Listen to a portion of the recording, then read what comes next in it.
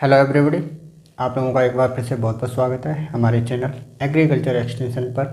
आज हम एक नए टॉपिक को लेकर के आए हैं जिसके बारे में आज हम डिस्कस करेंगे। आज हम बात करेंगे रूरल सोशियोलॉजी अर्थात ग्रामीण समाजशास्त्र के बारे में। सबसे पहले हम इसके मीनिंग के बारे में बात करेंगे कि ग्रामीण समाजशास्त्र का अर्थ क्या होता है। उसके बाद हम इसकी डेफिनेशंस के बारे में बात करेंगे। आफ्टर दैट हम बात करेंगे स्कोप ऑफ रूरल सोशियोलॉजी अर्थात ग्रामीण समाजशास्त्र का जो क्षेत्र है वो क्या है अध्ययन के लिए। लास्ट में हम बात करेंगे importance of rural sociology in agriculture extension अर्थात कृषि प्रसार में ग्रामीण समाजशास्त्र का क्या महत्व है। तो आइए स्टार्ट करते हैं। सबसे पहले हम बात कर लेते हैं मीनिंग ऑफ रूरल सोशियोलॉजी के बारे में। तो मीनिंग की अगर हम बात करें तो यहाँ पे दो शब्द दिए हुए हैं, एक है आपका रूरल और एक है आपका सोशियोलॉजी। वन बाई वन हम दोनों शब्दों के बारे में बात कर लेते हैं। सबसे पहले हम बात कर लेते हैं रूरल के बारे में कि ये जो रूरल है उसका मीनिंग क्या है। मोस्टली हम इसका अभिप्राय लगाते हैं गांव से।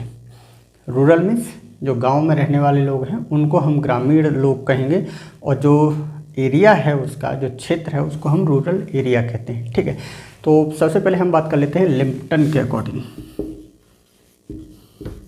लिम्पटन की अगर हम बात करें तो लिम्पटन ने यहाँ पे एक बात कही थी कि जो रूरल पीपल्स हैं, जो रूरल एरियाज है, वहाँ पर जो रहने वाले लोग हैं वो अपना जो फर्स्ट प्रोडक्शन लेते हैं वो नेचर की हेल्प से लेते हैं। ठीक है,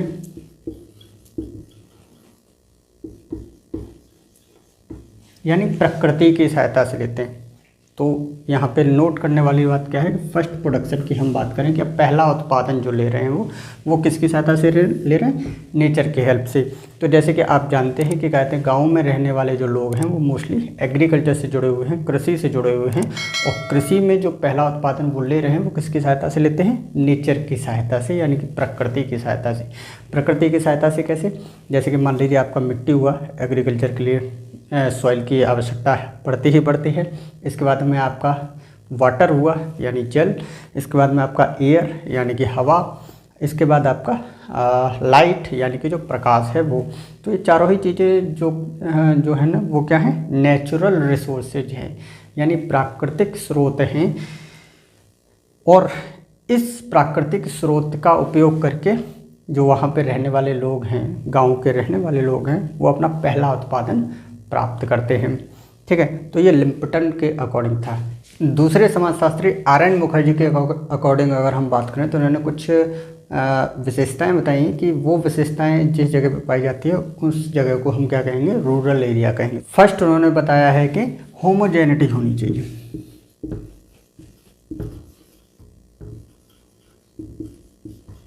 होमोजेनिटी अर्थात समानता। क्लियर, होमोजेनिटी अर्थात समानता। समानता की अगर हम बात करें तो एक पर्टिकुलर एरिया में रहने वाले जो लोग हैं, गांव के रहने वाले जो लोग हैं, उनमें समानता पाई जाती है। उनके खान पान में, उनकी लैंग्वेज यानी उनकी भाषा में, उनके कल्चर में, उनकी संस्कृति में, उनके काम करने के तरीके में समानता पाई जाती है। उनके कपड़े पहनने के तरीके में समानता पाई जाती है। तो होमोजेनिटी होनी चाहिए। ठीक है, सेकंड की अगर हम बात करें तो सेकंड उनके अकॉर्डिंग क्या है कि प्राइमरी ग्रुप का डोमिनेंस होना चाहिए। ठीक है, यानी कि जो प्राथमिक समूह हैं उनकी प्रधानता होती है, प्रीडोमिनेंस पाया जाता है रूरल एरियाज के अंदर। तो प्राइमरी ग्रुप की अगर हम बात करें तो वहाँ पे क्या पाया जाता है, प्राइमरी ग्रुप में एक आपका फैमिली आता है यानी कि जो परिवार है, तो परिवार प्रधान है। इसके बाद सेकंड आपका नेबर यानी कि जो आपका पड़ोसी हैं वो हो गए। और थर्ड आपका हो गया पीयर ग्रुप यानी कि फ्रेंड्स ग्रुप है, तो वो आपका उसकी प्रधानता पाई जाती है। तो गांव में अगर हम नॉर्मली देखेंगे तो वहाँ पर जो क्लोजनेस है, वहाँ पे रहने वाले जो लोग हैं उनमें आपस में जो क्लोजनेस है वो काफ़ी अधिक पाई जाती है। ठीक है, और वहाँ पर जो भी रिलेशंस होते हैं वो क्या होते हैं, डायरेक्ट होते हैं, प्रत्यक्ष होते हैं, अप्रत्यक्ष नहीं पाए जाते। तो कुल मिलाकर के जो प्राइमरी ग्रुप है उसका डोमिनेंस पाया जाता है, प्रधानता पाई जाती है। थर्ड की अगर हम बात करें तो laser density of population.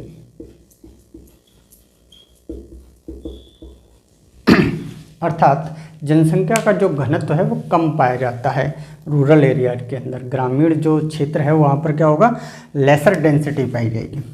Clear. Population की ये अगर हम प्रति स्क्वायर फुट की बात कर लें, प्रति स्क्वायर मीटर की बात कर लें, तो वहाँ पर डेंसिटी क्या है, कम होगी नगरों की अपेक्षा।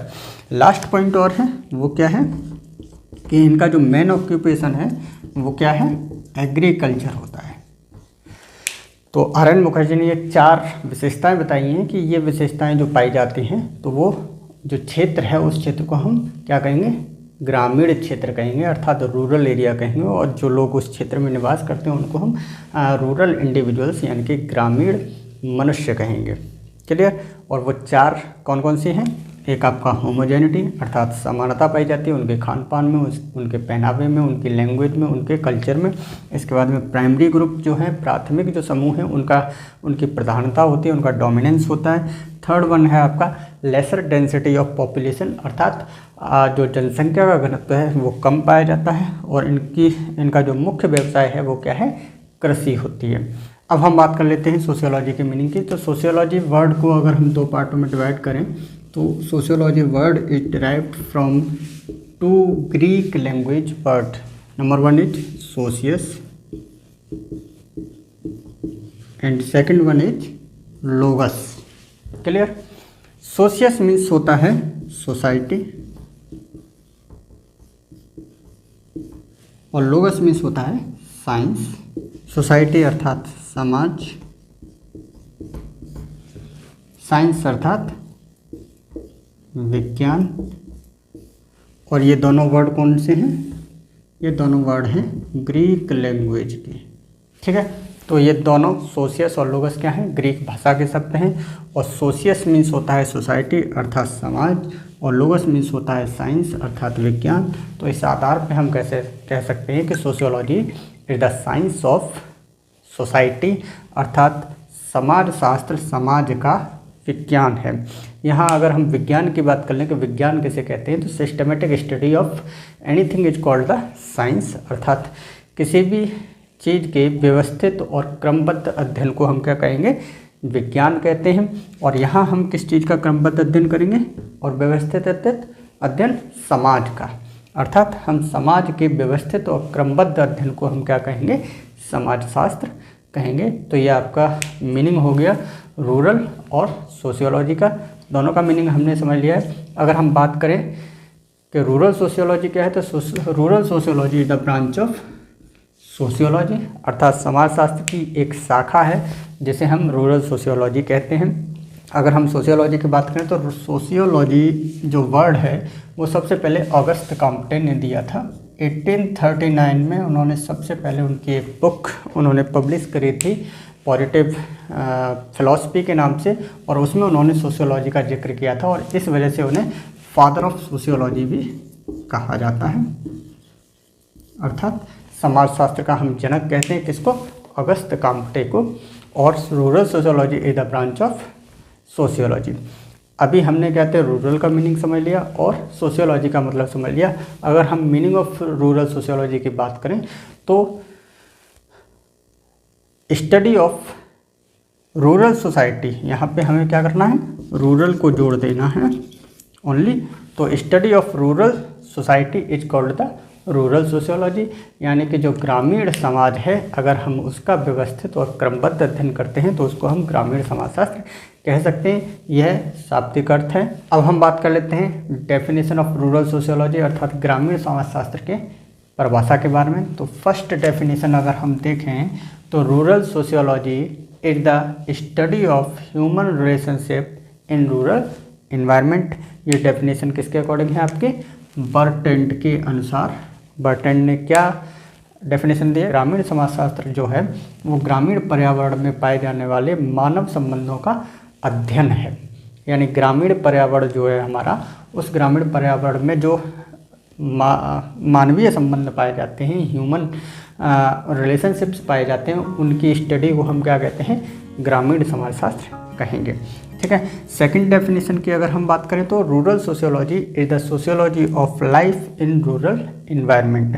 ग्रामीण समाजशास्त्र ग्रामीण पर्यावरण में पाए जाने वाले जीवन का समाजशास्त्र है। और ये जो डेफिनेशन है वो किसके अकॉर्डिंग है, आपकी एंडरसन के अकॉर्डिंग। और एंडरसन ने क्या कहा है कि ग्रामीण पर्यावरण के अंदर जो जीवन पाया जाता है उसका स्टडी करना, उसका अध्ययन करना ही क्या कहलाएगा, ग्रामीण समाजशास्त्र कहलाता है। अब यदि हम थर्ड डेफिनेशन की बात कर लें तो थर्ड डेफिनेशन के अकॉर्डिंग क्या है कि the sociology of rural life is a study of rural population, rural social organization and the social processes operative in rural society.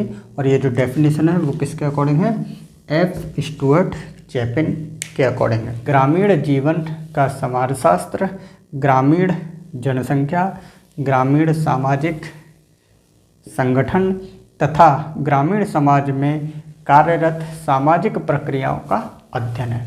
Clear. तो हमारे ग्रामीण समाज के अंदर क्या है कि ग्रामीण जनसंख्या पाई जाती है, ग्रामीण सामाजिक संगठन पाए जाते हैं और ग्रामीण सामाजिक जो प्रक्रियाएं हैं वो पाई जाती हैं। और इन तीनों चीज़ों का हमें क्या करना है, मिला जुला अध्ययन करना है। और इन अध्ययन को हम क्या कहेंगे, ग्रामीण समाजशास्त्र कहते हैं। और ये डेफिनेशन आपकी एफ स्टुअर्ट चैपिन के अकॉर्डिंग है। अब हम बात कर लेते हैं स्कोप ऑफ रूरल सोशियोलॉजी, अर्थात ग्रामीण समाजशास्त्र का जो क्षेत्र है उसके बारे में कि ग्रामीण समाजशास्त्र के अंतर्गत हमें किन किन चीज़ों का अध्ययन करना है। तो सबसे पहले हम फर्स्ट पॉइंट की बात कर लेते हैं। First point is study of rural community, अर्थात जो ग्रामीण समुदाय है हमें उसका अध्ययन करना है। तो ग्रामीण समुदाय का अध्ययन अर्थात ग्रामीण समुदाय के लक्षण क्या हैं, उसका स्वरूप कैसा है, उसकी विशेषताएं क्या क्या हैं, इन चीज़ों का हमें अध्ययन करना है। इसके बाद सेकेंड पॉइंट की अगर हम बात करें तो study of rural social structure, rural social structure अर्थात जो ग्रामीण सामाजिक संरचना है जिसके द्वारा हमारा जो ग्रामीण समाज है वो निर्मित हुआ है, वो जैसा आज दिख रहा है वैसा क्यों है, तो उसके पीछे कुछ इकाइयाँ हैं, कुछ यूनिट्स हैं जो लगी हुई हैं, जैसे कि हमारे जन रीतियाँ हैं, हमारी जो परंपराएं हैं जिनको हम निभाते चले आ रहे हैं, कुछ प्रथाएं हैं, रूढ़ियाँ हैं। तो इनके द्वारा हमारा जो समाज है उसका स्ट्रक्चर बना है, उसकी संरचना हुई है और इन इकाइयों का हमें क्या करना है, अध्ययन करना है इसके अंदर।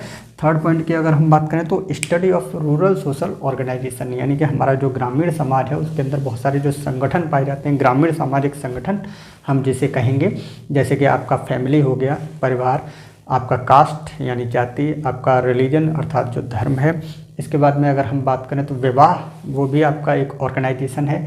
इसके बाद में आपको जो हेल्थ ऑर्गेनाइजेशंस हैं, जो स्वास्थ्य के कहते हैं संगठन हैं, वो भी कहते हैं इसके अंतर्गत आते हैं। तो हमें ग्रामीण सामाजिक संगठन हैं उनका अध्ययन करना है कि कौन कौन से ग्रामीण संगठन हैं और वो किस तरीके से समाज के अंदर अपना स्थान बनाए हुए हैं, उनका हमें अध्ययन करना है। इसके बाद हम फोर्थ पॉइंट की अगर हम बात करें तो study of rural social groups, यानी कि ग्रामीण जो समाज है उस ग्रामीण समाज के अंदर हमारे ग्रामीण सामाजिक समूह पाए जाते हैं। समूह अर्थात दो या दो से अधिक व्यक्ति जिनके के उद्देश्य समान हो उसे हम समूह कहते हैं।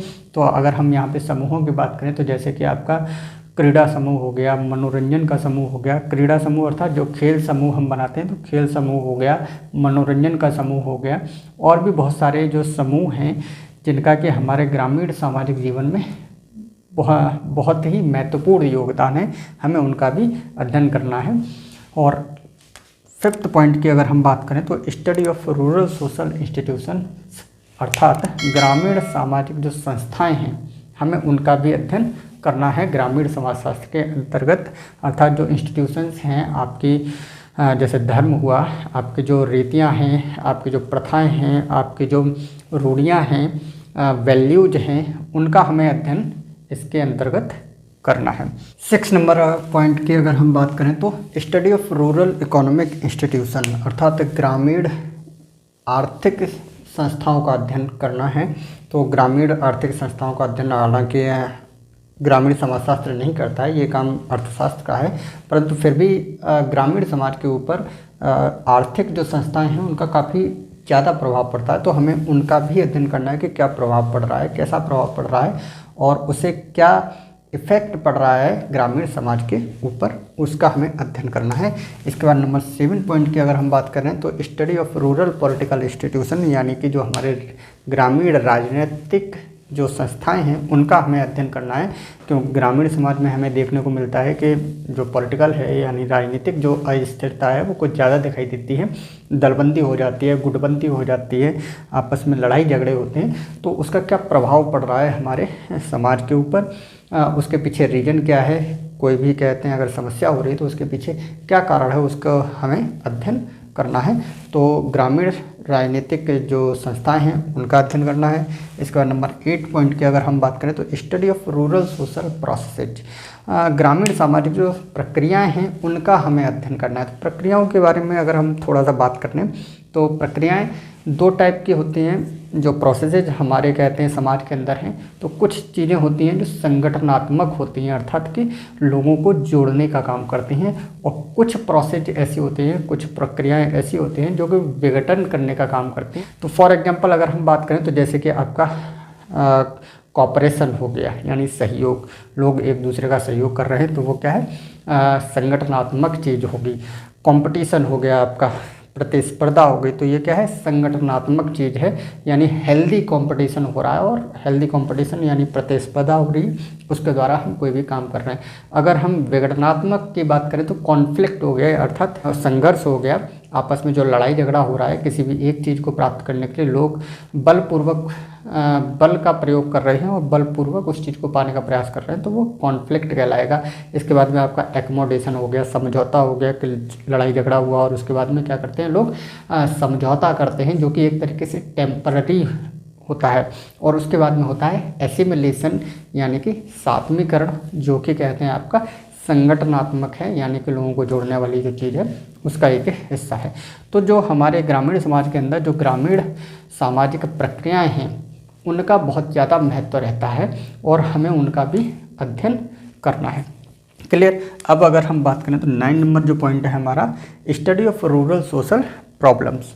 तो मेनली अगर हम बात करें तो ग्रामीण समाजशास्त्र का अध्ययन हम कर ही इसलिए रहे हैं कि हमारा जो ग्रामीण सामाजिक समस्याएं हैं हम उनका अध्ययन कर सकें, उनके पीछे का कारण निकाल सकें कि हमारे समाज में जो बहुत सारे तरीके की समस्याएं हैं, जैसे कि ऋणग्रस्तता है, जो लोग हैं वो साहूकारों से ऋण ले लेते हैं, लोन ले लेते हैं, जैसे अगर हम नॉर्मल भाषा में कहें, और उसमें कहते हैं जीवन व्यतीत कर रहे हैं, निर्धनता बहुत है, पुअरनेस ज़्यादा है, इसके बाद में बेरोजगारी बहुत है, निम्न जीवन स्तर है। तो उसके पीछे क्या क्या कारण हैं, क्या कॉज हैं, उनको हम कैसे सॉल्व कर सकते हैं, उसके उपाय क्या क्या हैं, उसके बारे में हमें अध्ययन करना है। ठीक है। 10 नंबर पॉइंट की अगर हम बात करें तो स्टडी ऑफ रूरल पॉपुलेशन, यानी जो ग्रामीण जनसंख्या है हमें उसका अध्ययन करना है। ग्रामीण जनसंख्या का अध्ययन, जैसे कि आपने देखा होगा कि हर 10 साल बाद हमारे देश में क्या होता है, एक जनगणना होती है, और उस जनगणना के माध्यम से हम क्या करने का प्रयास करते हैं कि जन्म दर कितनी है, मृत्यु दर कितनी है, इसके बाद में मेल कितने हैं, फीमेल कितने हैं, पुरुष कितने हैं, महिलाएं कितने हैं, बच्चे कितने हैं, कितने लोग एजुकेटेड हैं, कितने लोग अनएजुकेटेड हैं। इसके अलावा अगर हम बात करें तो बेरोजगारी के बारे में भी हम जनगणना के अंदर पता कर लेते हैं। तो ये कुछ चीज़ें हैं जो कि स्टडी ऑफ रूरल पॉपुलेशन, यानी कि हमें जो ग्रामीण जनसंख्या है उसके बारे में हमें अध्ययन करना है, जन्म दर के बारे में, मृत्यु दर के बारे में, उसके एजुकेशन स्टेटस के बारे में, उसके व्यवसाय के बारे में कि कितने लोग कौन कौन से व्यवसाय से जुड़े हुए हैं, कितने मेल्स हैं, कितने फीमेल्स हैं, आदि आदि जो चीज़ें हैं वो हमें इसके अंदर अध्ययन करना है। ठीक है। अगर हम 11 नंबर पॉइंट की बात करें तो वो क्या है, study of rural social changes, अर्थात ग्रामीण सामाजिक परिवर्तनों का अध्ययन। ग्रामीण समाजशास्त्र के अंतर्गत हमें क्या करना है कि जो ग्रामीण सामाजिक परिवर्तन हो रहे हैं उनका भी अध्ययन करना है। तो अगर हम चेंजेज की बात करें, परिवर्तनों की बात करें, तो 2 तरीके के परिवर्तन होते हैं। तो कुछ तो होते हैं जो कि स्वाभाविक हैं, नेचुरल हैं, होने ही होने हैं। ठीक है। और कुछ होते हैं जो कि नियोजित होते हैं, यानी कि प्लान्ड होते हैं, और जिनको प्लानिंग के द्वारा हम चेंज लेकर के आते हैं अपनी सोसाइटी के अंदर। तो इन दोनों ही प्रकार के जो चेंज हो रहे हैं उनका हमें अध्ययन करना है, उनका क्या प्रभाव पड़ रहा है, उनकी लिमिटेशंस क्या क्या हैं, उनके इफ़ेक्ट क्या पड़ रहे हैं, उनकी विशेषताएँ क्या हैं, इसके बारे में हमें अध्ययन करना है ग्रामीण समाजशास्त्र के अंतर्गत। 12 नंबर पॉइंट आपका बात करें तो study of rural urban relationships, यानी कि जो ग्रामीण नगरीय जो संबंध हैं उनका अध्ययन करना है। तो ग्रामीण नगरीय संबंध की अगर हम बात करें तो दोनों के दोनों जो लोग हैं वो एक दूसरे के प्रतिमान हैं, एक दूसरे के प्रतिरूप मान करके चलिए। और जो ग्रामीण लोग हैं वो अट्रैक्ट होते हैं, आकर्षित होते हैं नगरीय जीवन से, और उन दोनों के बीच में जो संबंध पाए जाते हैं वो बहुत ही अलग तरीके के कॉम्प्लेक्स सा कहते हैं आपको मिलेगा। तो हमें क्या करना है, यहाँ पे तुलनात्मक अध्ययन करना है, ठीक है।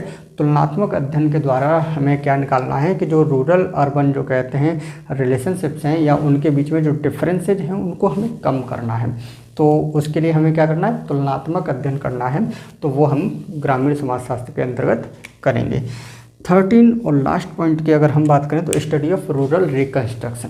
तो कुल मिलाकर के बात यह है कि अभी तक हम जो अध्ययन कर रहे थे वो केवल हमें उसका अध्ययन ही नहीं करना है, बल्कि हमें कुछ ऐसी भी चीज़ें लेकर के आनी है जिसके द्वारा हम क्या कर सकते हैं कि ग्रामीण समाज का पुनर्निर्माण कर सकें। कि ग्रामीण समाज के अंदर जो भी समस्याएं हैं उन समस्याओं को हम ख़त्म कर सकें और ग्रामीण समाज को हम डेवलप कर सकें, विकसित कर सकें, उसके लिए हम काम कर रहे हैं। तो हमें इसके लिए भी स्टडी करनी है कि हम ग्रामीण पुनर्निर्माण कैसे कर सकते हैं, उसके लिए क्या क्या उपाय हो सकते हैं, क्या क्या सुझाव हो सकते हैं, सजेशंस हो सकते हैं, जिनका यूज करके हम क्या कर सकते हैं कि ग्रामीण समाज को डेवलप कर सकते हैं। क्लियर। तो ये था scope of rural sociology. Last में हम बात कर लेते हैं importance of rural sociology in agriculture extension, अर्थात कृषि प्रसार में जो ग्रामीण समाजशास्त्र है उसका क्या महत्व है। तो नंबर 1 पॉइंट की अगर हम बात करें तो know about rural people better, यानी जो ग्रामीण समाजशास्त्र है वो जो ग्रामीण मनुष्य हैं उनको समझने में हमारी हेल्प करता है, सहायता करता है। तो ग्रामीण मनुष्यों को जानने के लिए, बेहतर तरीके से जानने के लिए ग्रामीण समाजशास्त्र एग्रीकल्चर एक्सटेंशन में यानी कृषि प्रसार में हमारी हेल्प करता है। सेकंड अगर हम बात करें तो डिवाइडिंग अ स्ट्रेटेजिक प्लान, यानी किसी भी टाइप के जो प्लान है उसको स्टेप बाय स्टेप फॉलो करने के लिए किस तरीके से हमें स्ट्रेटेजिक प्लान बनाना चाहिए किसी भी प्रॉब्लम से निजात पाने के लिए या किसी भी समस्या को ख़त्म करने के लिए, ताकि हम फेल ना हो उसमें। तो उसमें भी रूरल सोशियोलॉजी हमारी काफ़ी मदद करता है, हेल्प करता है। थर्ड पॉइंट की अगर हम बात करें तो आइडेंटिफाइंग ग्रुप्स और इंडिविजुअल्स एंड फार्मर्स, यानी कि ये ग्रामीण समाजशास्त्र जो है वो लोगों का जो समूह है या कहते हैं जो व्यक्तिगत लोग हैं उनके बारे में, या हमारे जो फार्मर्स हैं, किसान हैं, उनके बारे में समझने के लिए, उनको पहचानने के लिए भी काफ़ी हेल्प करता है, काफ़ी मदद करता है। क्योंकि ग्रामीण समाजशास्त्र के माध्यम से हम समझ सकते हैं कि कोई भी ग्रुप किस तरीके का रिएक्शन करेगा, कि उसके उद्देश्य क्या है और उसके पीछे का उस ग्रुप के, उस समूह के बनने का उद्देश्य क्या है, जिसके द्वारा हम क्या कर सकते हैं उसे एग्रीकल्चर जो एक्सटेंशन है उसमें यूज कर सकते हैं अच्छे तरीके से। तो आइडेंटिफाई करना कि ये जो ग्रुप्स हैं वो बेनिफिशियल हैं या नहीं है, उसके लिए ग्रामीण समाजशास्त्र जो है वो काफ़ी मदद करता है। लास्ट पॉइंट की अगर हम बात करें, फोर्थ पॉइंट, जब हम अप्रोच करते हैं किसी भी तरीके का कोई भी मेथड्स को हम यूज कर रहे हैं तो हमें ये पता होना चाहिए whom टू अप्रोच फर्स्ट। पहले हम किसे अप्रोच करेंगे, हाउ टू अप्रोच, कैसे हमें अप्रोच करना है, व्हेन टू अप्रोच, कब अप्रोच करना है, वेयर टू अप्रोच, कहाँ पर हमें अप्रोच करना है, वाई टू अप्रोच, क्यों करना है, वाई नॉट टू अप्रोच, क्यों नहीं करना है हमें कोई भी approach, what for to approach, किसके लिए हमें कहते हैं अप्रोच करना है। तो इन सारी चीज़ों के बारे में हमें फैसिलिटेट कराता है कौन, रूरल सोशियोलॉजी। यानी ये जो सुविधा है वो कौन देगा, हमें ग्रामीण समाजशास्त्र देता है कि हमें कोई भी अप्रोच अगर कहते हैं, हम ग्रामीण जीवन जो रूरल एरियाज हैं वहाँ पर लेकर के जा रहे हैं, तो उस अप्रोच के लिए कौन सा व्यक्ति है जो सूटेबल है, किसके लिए ये किसके लिए वो अप्रोच होनी चाहिए, किसके लिए नहीं होनी चाहिए, हमें क्यों करना है, क्यों नहीं करना है, कब करना है, किस लिए करना है। तो इन सारी चीज़ों के बारे में हमें कौन बताएगा, हमें कैसे पता चलेगा। तो उसके लिए क्या है कि ग्रामीण समाजशास्त्र जो है वो हमें काफ़ी मदद करता है, काफ़ी हेल्प करता है। तो ग्रामीण समाजशास्त्र का कृषि प्रसार में काफ़ी महत्व है, क्योंकि ग्रामीण समाजशास्त्र को पढ़े बिना कृषि प्रसार को करना काफ़ी कठिन हो जाएगा। ठीक है, तो ग्रामीण समाजशास्त्र अगर कहते हैं कोई जो प्रसार कार्य करता है उसे ग्रामीण समाजशास्त्र के बारे में अगर नॉलेज है तो वो काफ़ी अच्छे तरीके से अपने काम को कर सकता है रूरल एरियाज के अंतर्गत। क्लियर, उम्मीद है आपको वीडियो अच्छा लगा होगा। वीडियो को लाइक ज़रूर करें। मिलते हैं नेक्स्ट वीडियो में, तब तक के लिए जय हिंद जय भारत।